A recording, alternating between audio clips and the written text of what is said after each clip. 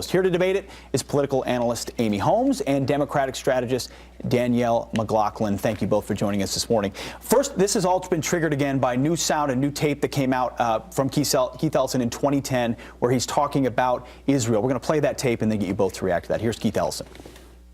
The United States foreign policy in the Middle East is governed by what is good or bad through a country of 7 million people.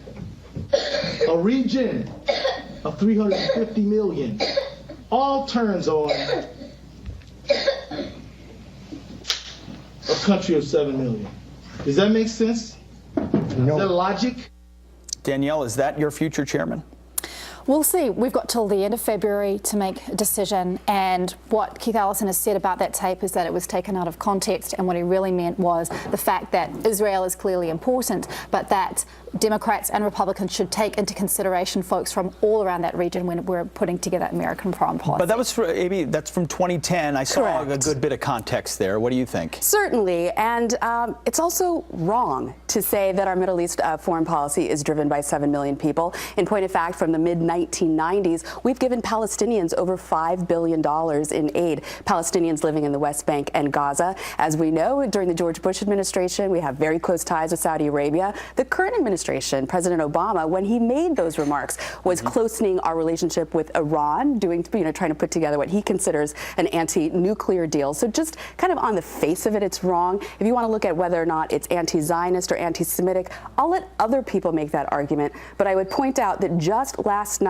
Chaim Saban, he's the billionaire owner of Univision, major Democratic donor, he came out and said last night in Washington, D.C., that Congressman Ellison is, in his view, an anti-Semite, and that he would be a disaster for the Jewish community's relationship with the Democratic Party. I did see that. Another prominent Democrat, Chuck Schumer, who's been a strong supporter of Israel, has backed Keith Ellison. However, this is what, but I sense a double standard a little bit here, because Senator Schumer has leveled charges of anti-Semitism against somebody else in the Trump administration. This is what he had to say about Steve Bannon.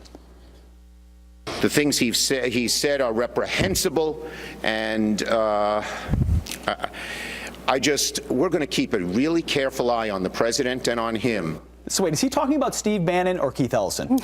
He's talking about Steve Bannon, and I think the difference is that Keith Ellison has come out many times, including an open letter to the ADL in the last couple of days, saying, if I was misrepresented, I apologize. Actually, the ADL was fully supportive of him alongside unions until this tape came out. Right, which they no longer are. I suspect that there will be more coming together with the ADL to have a meeting of the minds.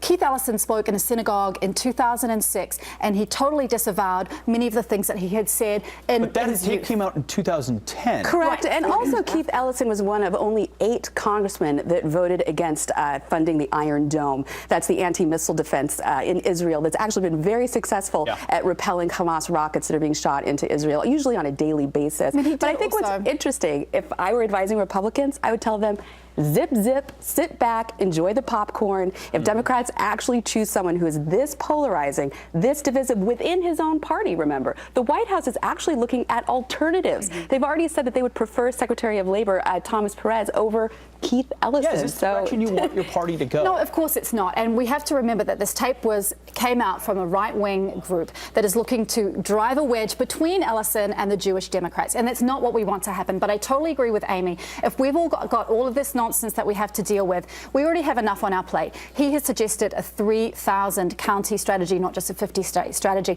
But if there is too much here, it's going to be a distraction, and we may have to look elsewhere. And I would add this is not great for Democrats when just in March of 2014, when he was on Bill Maher's show, he said that he wished the Democratic Party would come out against the Second Amendment.